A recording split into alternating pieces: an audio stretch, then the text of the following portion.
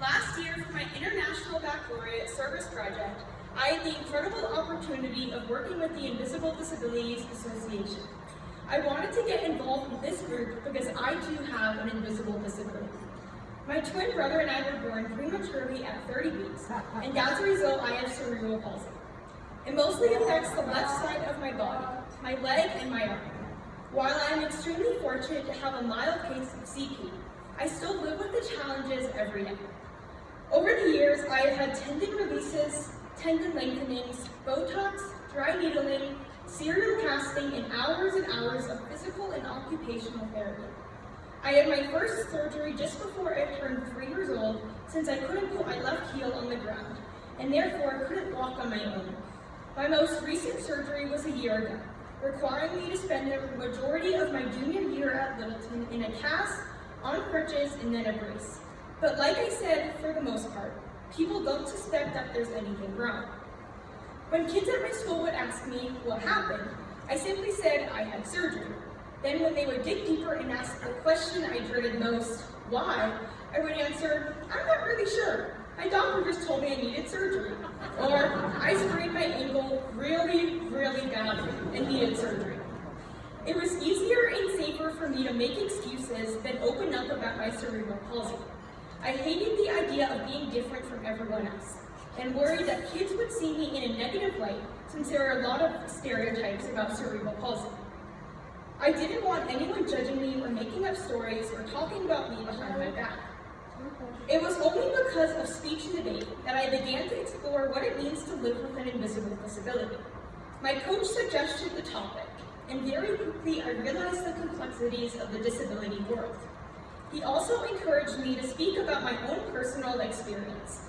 As you can imagine, I was very hesitant at first, but part of me was also tired of making excuses and feeling as though I had to hide myself from other people. It was pretty exhausting. Trusting my coach and taking the risk to open up about my cerebral palsy was one of the best decisions I ever made. I never realized how often people with disabilities are misunderstood and how this can create so many additional challenges.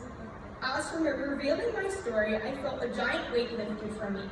Finally, I could let go of the sadness I felt about not being able to do ballet or gymnastics, cross-country, or other physical activities that came so easily for my peers. Finally, I didn't have to lie where my leg hurt from walking.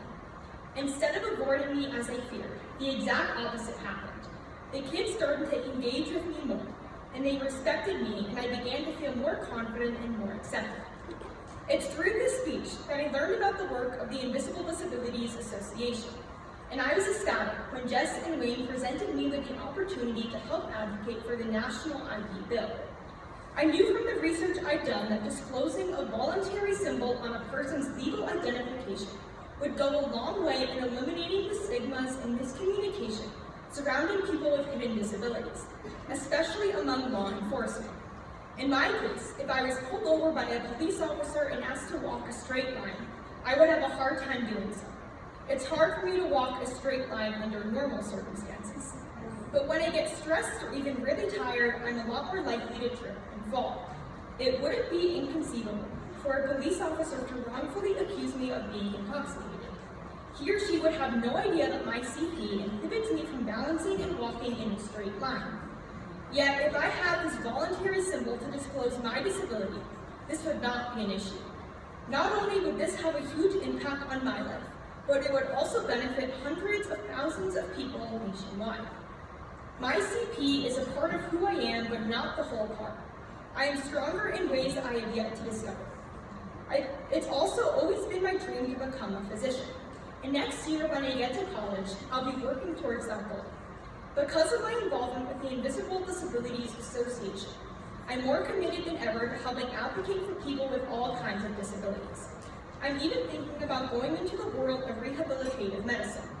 No matter what path I pursue, I'm going to continue using my voice and beyond.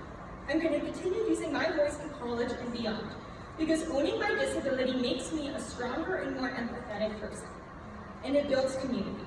I know that I will continue to stay involved with the Invisible Disabilities Association, and I sincerely hope that you will join me in their efforts to champion people like me.